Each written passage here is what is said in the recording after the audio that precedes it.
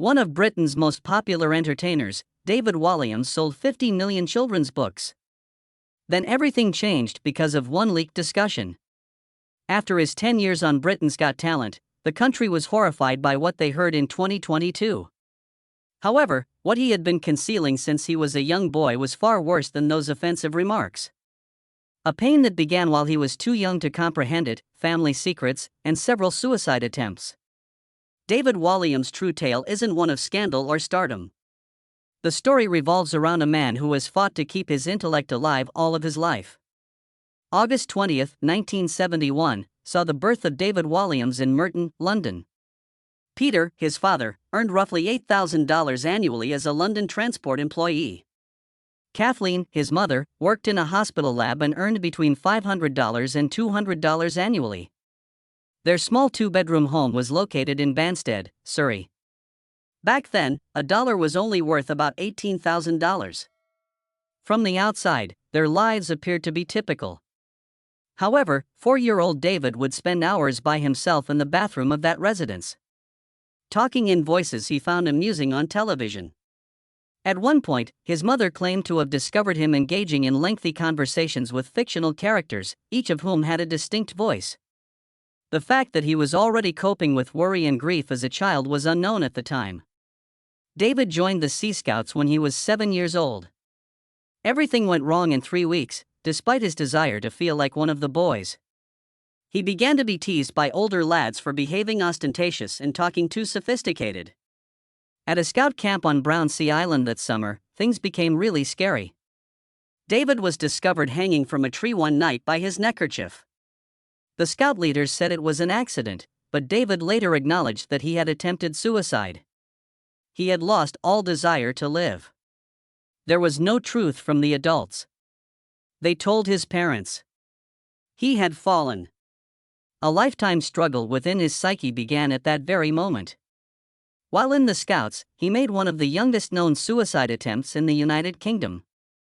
At the age of 10, David had amassed 47 comedy records. His weekly allotment of 200 was used to purchase them from charity shops. He committed all of the lines from Rowan Atkinson and Monty Python to memory. On one occasion, his mother discovered him dressed in her clothes, giving a full performance to his mirror at 2 a.m. In that same year, he was prescribed imipramine, an antidepressant that was uncommon for children in those days. According to him, he would put on headphones for 8 hours every day in order to block out the negative thoughts. At school, his grades rapidly declined. His grades plummeted from S to DS in just 6 months. He was going with laughter above everything else. As soon as David enrolled at Reigate Grammar School in 1982, he was attacked rather than welcomed. He spent 2 hospital stays throughout the first term, after being kept in a cupboard for hours, and once for a broken nose. The way he spoke and moved was ridiculed by his classmates, who called him Coco. In just 1 year, he went from weighing 6 stone to barely 4 stone 8 pounds. According to his English teacher's notes, he would arrive with injuries, claiming to have fallen down the stairs. Bullies made him perform comedic acts in the school restrooms in 1984 while throwing wet toilet paper at him, which was the worst part of the experience. He received excellent grades in drama class, nevertheless. For a one-man play about loneliness, he once received a score of 98%. When David was 12 years old that year, he made another attempt at suicide. He went home after another terrible experience with the Sea Scouts, where he was humiliated and undressed during a fictitious swimming test, and attempted to hang himself with his school tie. His mother discovered him unresponsive. It was 7:43 p.m. as soon as the ambulance showed up. It had been roughly 3 minutes since he had passed out. He was under psychiatric observation for 72 hours at the hospital. According to his pediatrician, his ideas were far more severe than one could anticipate for a child of his age. At last, David's parents permanently removed him from the Scouts. Only in 2008 did he openly discuss this suicide attempt. David joined the National Youth Theatre at the age of 13. Instead of being a significant advancement, he felt much more isolated. He felt completely alienated despite being surrounded by other children who shared his passion for performing. It was there that he met Matt Lucas, who would go on to become his creative collaborator. But the melancholy persisted despite that early bond. It seemed like everyone else had pals but David, he subsequently remarked. Despite his internal disintegration, he continued to act as though he was content. David had to become a member of the Actors' Equity Union at the age of 16. However, David Walliams was already a name. In order to choose Walliams, he opened the phone book and pointed to a random name. His life would change because of just one small moment. His dad was furious. David seemed to be discarding their family name, in his opinion. David, however, saw it as a means of escape. It was as though a new person had emerged. No one at school understood it either. It was a weird feeling. And quickly. Later on, however, David stated that celebrity wasn't the point. It has to do with trying to be someone other than himself. David began attending the University of Bristol to study acting in 1989. He experienced a breakdown that winter. In his childhood bedroom, he overdosed on pills while returning home for Christmas. He was found laying motionless by his mother. Tears filled her eyes as she hurried him to the hospital. He made it out alive. But only about. Later on, he claimed that his mother's love had saved him. For his parents, the overdose brought reality to everything. They finally realized the extent of his suffering. He joined the comedic troupe David Icke and the Orphans of Jesus while he was a student at Bristol. Simon Pegg and other future stars were among the other members. People laughed when David was on stage. Off stage, however, he was in disarray. He claimed that he felt alone in the entire globe. He had to return to the hospital once. The severity of the situation was unknown to his classmates. He discovered that a smile could conceal anything. By 1991, he and Simon Pegg had become closer. David seemed like an extrovert who was born to entertain, Pegg later remarked. However, David wrote about his desire to run afoul of a train in his personal journal. The idea returned. It wasn't merely a fleeting notion. He had a vivid vision of it. He looked into it. The discomfort persisted. Notwithstanding the presence of friends. David debuted his solo comedic act, Games Night, at the Edinburgh Fringe Festival in 1992. He was 21 years old. Although he was barely surviving behind the scenes, the program received positive reviews. Experienced daily panic episodes and shed 14 pounds as a result of stress. By a narrow margin, he completed all 18 performances. What he was going through was unknown to the audiences. Despite his ongoing silent anguish, that show helped him land an agent. David and Matt Lucas re-teamed in 1995 for the comedic series Mash and Peas. In a tiny factory, they shot each episode for a meager $8,000. The 9-episode series parroted vintage children's programming. Because it was so contentious, one of their sketches was banned. They deemed their spoof, I'm Black and Dad's in the Klan, to be too inflammatory.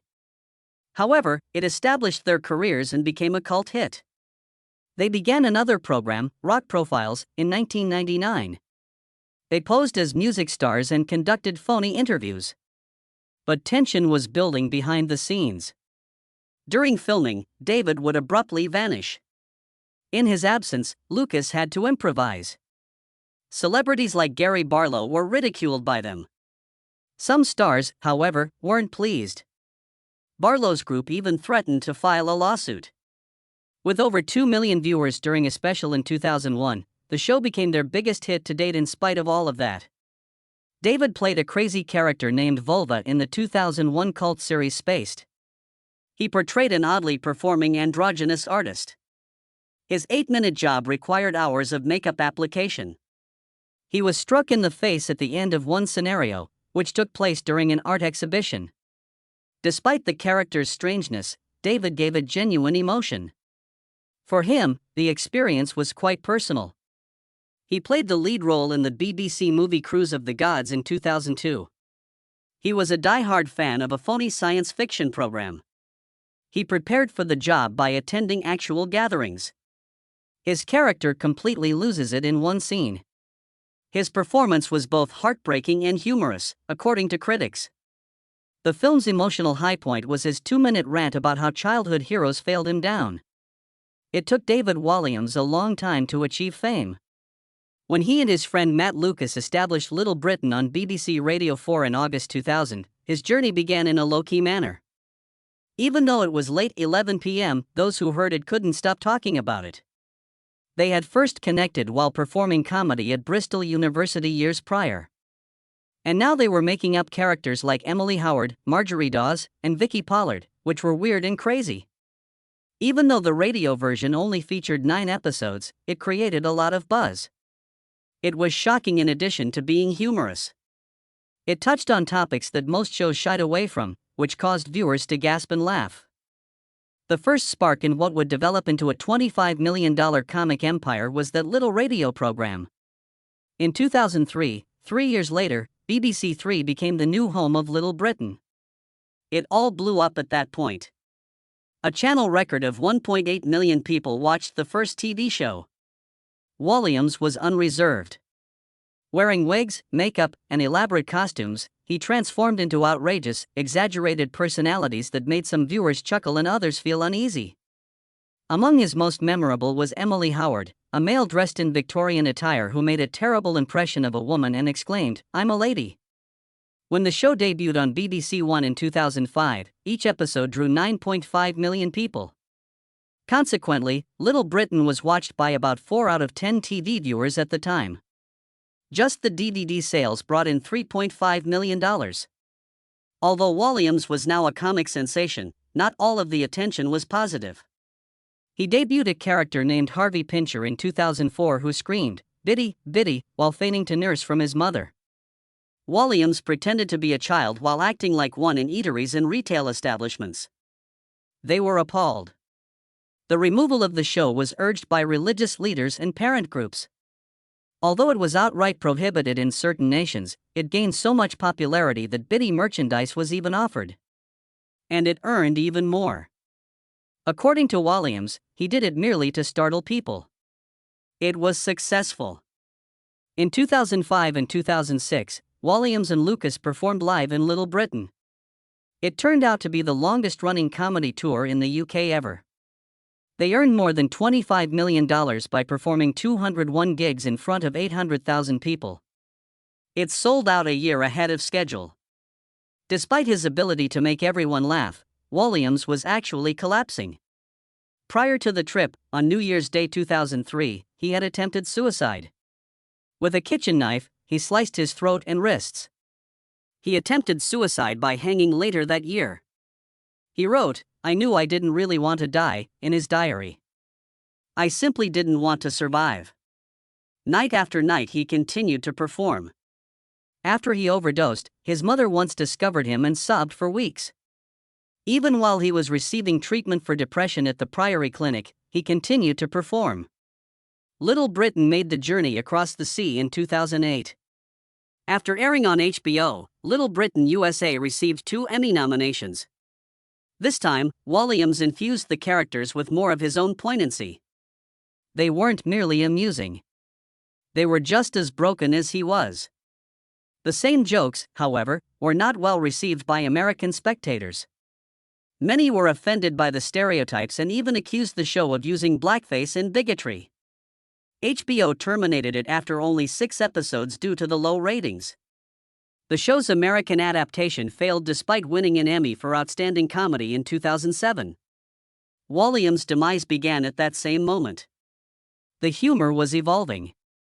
And his fashion sense had changed. In 2012, he became a judge on Britain's Got Talent. Alongside Alicia Dixon, Amanda Holden, and Simon Cowell, he attracted over 11 million viewers every show. There were 12.75 million viewers of the 2015 finale. Known for his emotional outbursts, Walliams reportedly cried as he pressed the golden bell for a school choir. However, in 2020, his intimate remarks during auditions were captured on microphones. He referred to one of the participants as the somewhat uninteresting female you meet in the pub who believes you want to fuck them, among other offensive and sexually explicit remarks. The tapes generated a scandal when they were leaked in 2022. The harm was done, even after Walliams apologized. He concluded his stay on the show in disgrace. In the BBC drama Partners in Crime, which was based on Agatha Christie's novels, Walliams played a more serious role back in 2015. He portrayed Tommy Beresford, a detective couple's naive but endearing spouse. Reviews were lukewarm, but it ran for 6 episodes beginning July 26, 2015. After receiving an IMDb rating of 6.5, the BBC chose not to produce a second season. Although he had demonstrated that he could act outside of comedy, Walliams lacked the charm. With Walliams and Friend, he attempted to go back to sketch comedy in 2016. He began with a Christmas special that attracted 6 million people.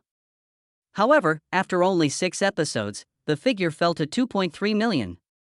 There were instances in the routines that were too similar to his later scandals, with poorly received gags. Critics referred to it as brilliant. However, the program was discontinued after just 1 season. It seemed as though Walliams was stranded.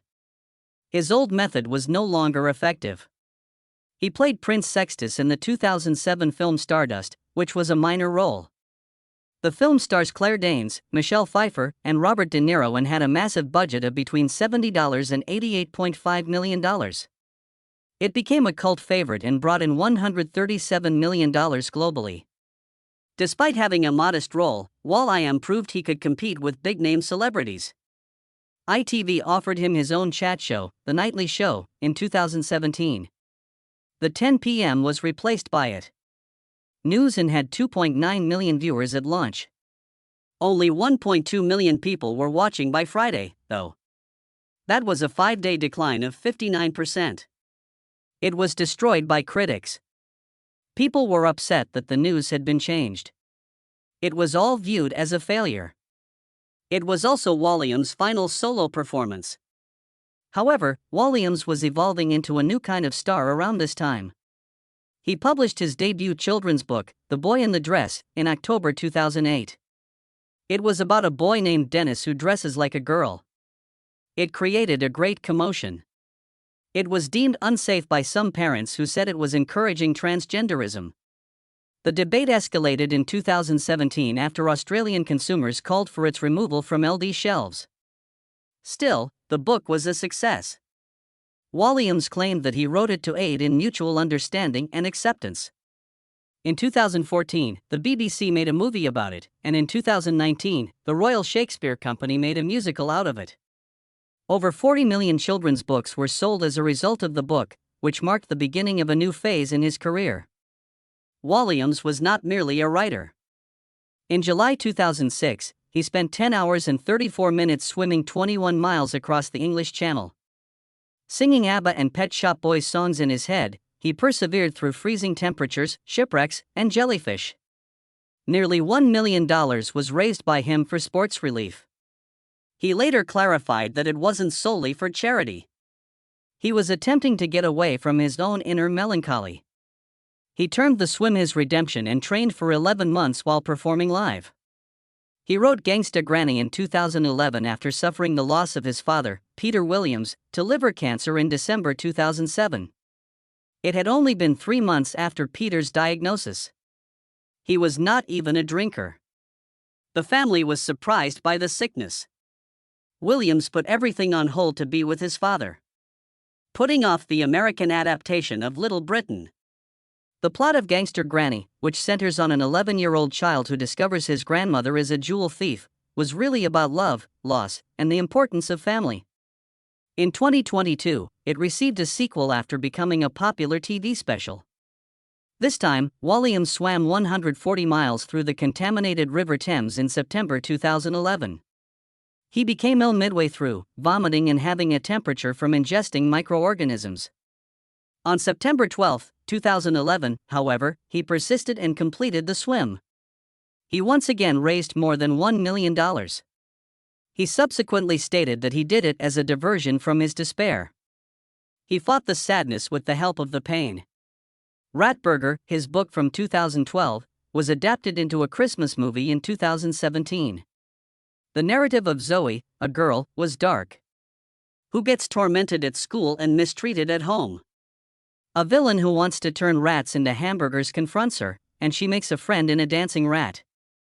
Actual man Walliams witnessed tryout for Britain's Got Talent, and who consumed live cockroaches served as the inspiration for that eerie antagonist. Like Walliams' own youth, the story was bittersweet but humorous. In May 2010, Walliams wed Laura Stone, a Dutch supermodel. Only 8 months into their relationship, in London's Claridge's Hotel. In May 2013, their son Alfred was born, but the marriage was already in disarray. Walliams struggled with persistent despair and thoughts of suicide.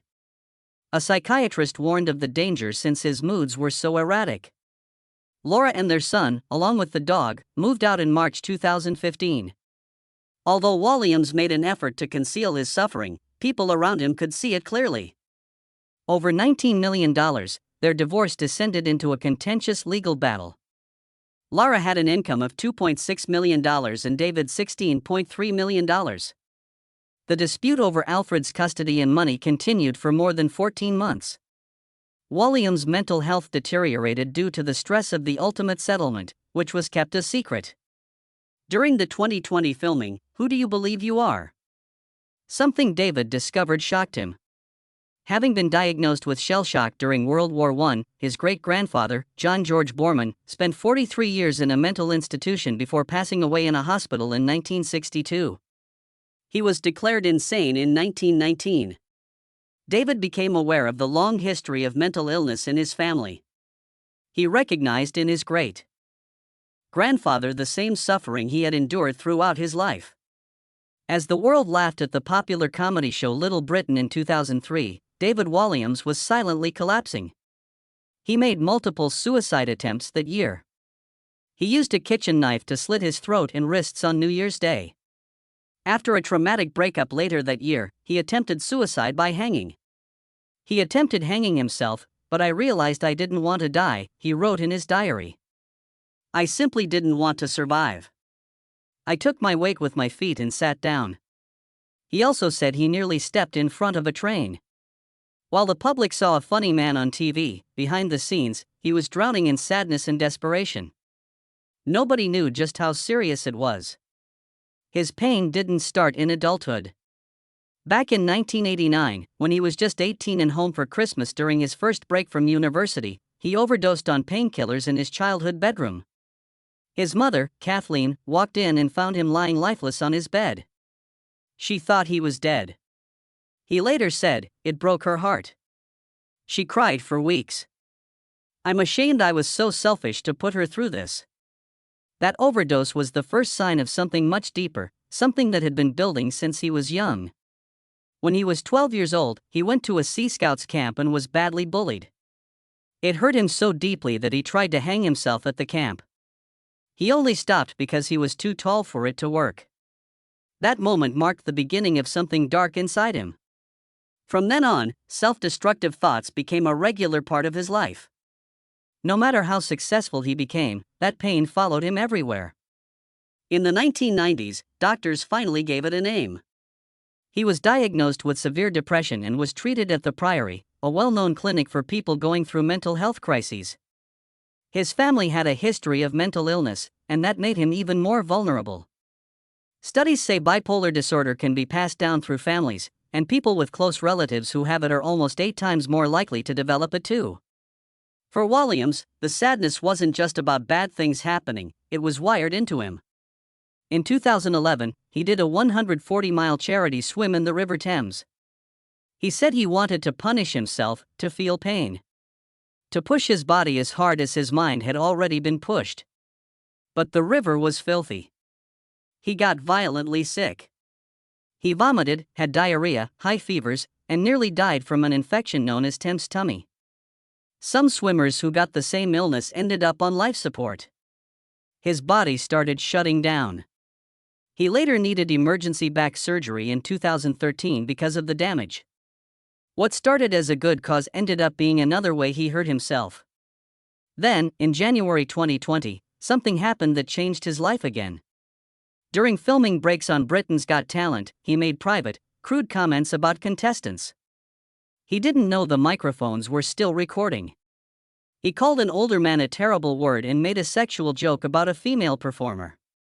These were supposed to be private jokes, never meant to be heard. But in November 2022, nearly 3 years later, the transcript leaked to the press. It shocked everyone. Walliams was 51 then.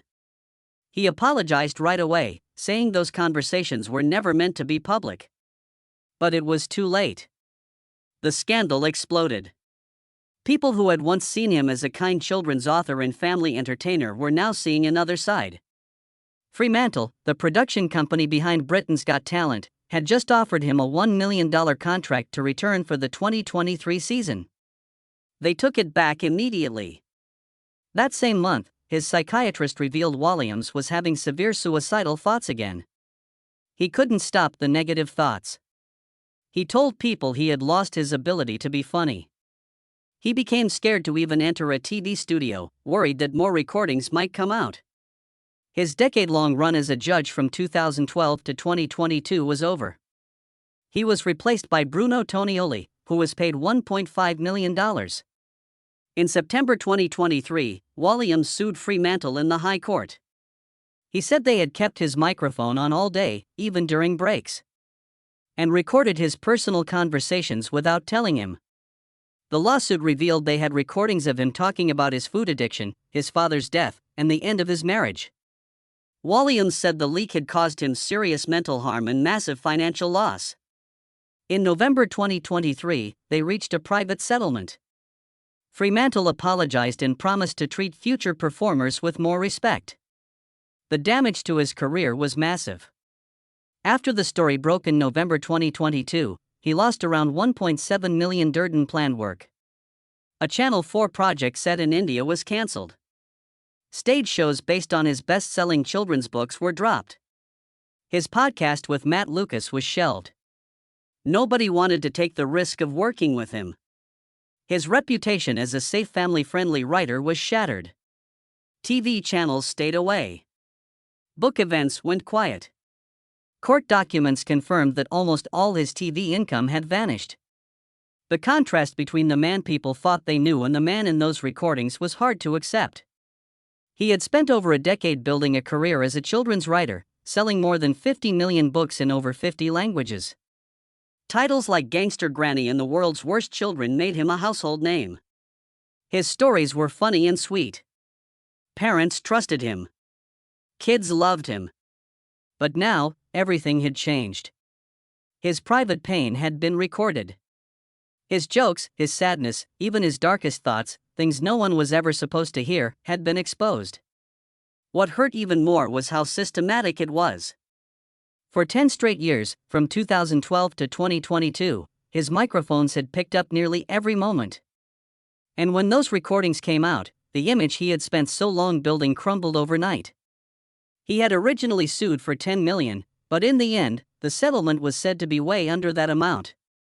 Still, it gave him a small chance to breathe and start again. In December 2024, he reunited with Matt Lucas.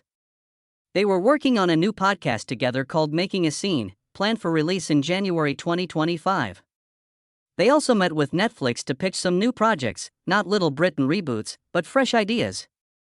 Lucas said they'd be playing themselves and promised their humor would be edgy, but not offensive. They knew times had changed. Despite everything, Walliams' books kept selling. His total sales crossed 50 million in 2022. Gangster Granny alone sold 1.16 million copies. His work had been translated into 53 languages.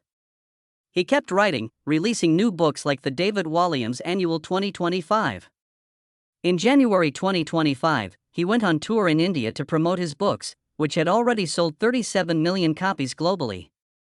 Writing had become more than just a job. It became his therapy, his way of surviving. In November 2024, he spoke out again about the moment his mother found him in 1989. He described the scene in heartbreaking detail. She found him unconscious on his bed. He had taken an overdose. He said, "It broke her heart. She cried for weeks. I am ashamed I was so selfish to put her through this."